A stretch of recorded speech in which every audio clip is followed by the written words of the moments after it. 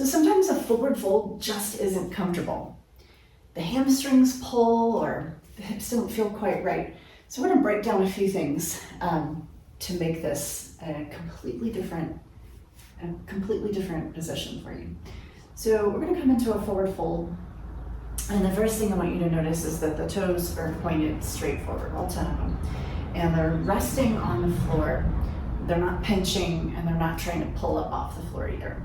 We're gonna be at hip distance apart, which means if you make a fist that goes this way and a fist that goes this way, that's approximately the width that your feet should be.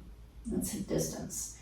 And from here, you want to make sure your knees are bent, because the purpose of this forward fold is to actually decompress your spine. So when we come in, ribs rest on the thighs, and it doesn't matter how much those knees bend or not. You don't want your hamstrings to feel stretchy here. So let's take a couple of deep breaths and feel into your body. Gently push your heels apart. Don't slide them or step them. Just push them. This is traction. Traction out. Gently traction your knees apart. And breathe. Now when we come out of this position, what we want to do is keep the back straight. So lead with your heart. Imagine somebody's got a string connected to your heart and they're lifting you up. So that's going to keep discomfort out of your low back to come out like that without rolling. All right, the next thing we want to look at is maybe the hamstrings were a little tight, and so that was causing a little bit of discomfort. So we'll come into this again, and we're going to do something to open the hamstrings, not to stretch them, but to release them. We're going to use a little strength work here. So come on into that forward fold, bend your knees a ton, and then bend your knees even more. That's going to send you down into a squat-like position.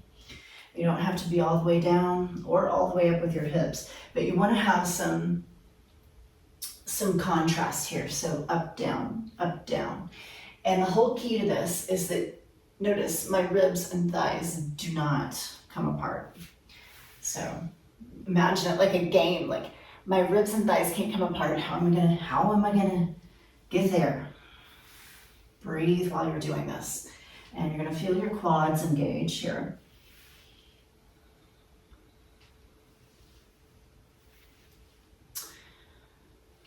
So we want to do about 5 or 7, and then just kind of notice. Come into your forward fold again. Heels press apart, knees press apart. Knees are bent so that you can relax your ribs onto your thighs. And just notice what's changed. Exhale, lead with your heart to come up. Now you can do as many of those up downs as you like to open the hamstrings. Of course, don't overdo anything. I think that's an error sometimes. So make sure you don't do too many, but you can do more than what we did just now to open up the hamstrings even more. All right, that's going to cause a natural release of the hamstrings rather than trying to stretch them. And if you've noticed, when you stretch them, they end up tighter the next day. So then you have to deal with that. All right, here's another thing that it could be also. So some people have this little pinch in the front of the hip. Now that pinch is because hip flexors are tight and weak, both. So we're gonna sit on the floor, we're gonna do a little exercise. So if that's you, you wanna pay close attention to this. And if it's not you, join us, because listen, it makes it more comfortable regardless if you have the pinching sensation or not. We're coming into this little position and we're gonna lift the feet off the floor so that you get this nice long spine, long front of the spine. And we're gonna take the right knee and we're gonna kick it up towards the shoulder. We're gonna kick it up towards the shoulder. And we're gonna do that about 5 times. And then we're gonna switch, and this other side kicks up towards the shoulder.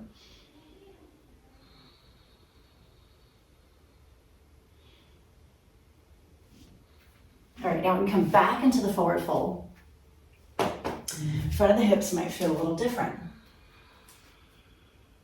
If you're pinching in the front of the hip, that might have resolved it right there. Take another deep breath, let your head relax to the floor. Just feel how this posture is changing literally as you make all of these different movements in between. And then exhale, lift up with your heart first. Okay, now what do we do?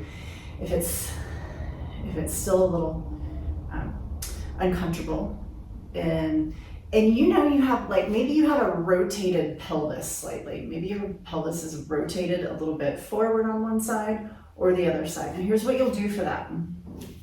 So let's say, for example, that your left side of the pelvis is rotated slightly forward. Come down into your forward fold, and then you're going to step your left foot about an inch or two forward. And how much differential kind of depends on how many degrees that pelvis is rotated forward. That you'll find some relief there with one foot a little bit forward. If it's your right side, of course, you would do the same, but with your right foot a little bit forward.